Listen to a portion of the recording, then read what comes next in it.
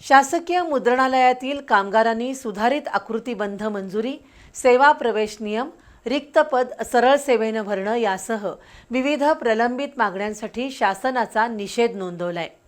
15 ते 17 जून दरम्यान काळ्या फिती लावून काम करणार आहेत, तर प्रश्नांची निर्गत झाली नाही तर 18 जूनला लाक्षणिक संपाचा इशारा संघटनेच्या वतीनं देण्यात आलाय।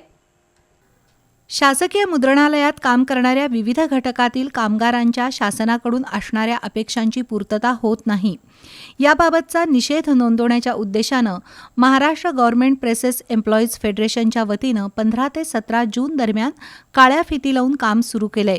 पर्यवेक्षीय पदावर अनुभवाच्या आधारे पदोन्नती मिळावी, सर्व कामगारांना विशेष मुद्रण भत्ता वाढ मिळावा, प्रगती तपासणी बांधणी आणि बांधणीकार यांची वसुली परत मिळावी, चुनाभट्टी इथल्या कामगार वसाहतीत सुविधा पुरवाव्यात यासह विविध मागण्यांबाबत आजपासून निदर्शनाला सुरुवात झाली।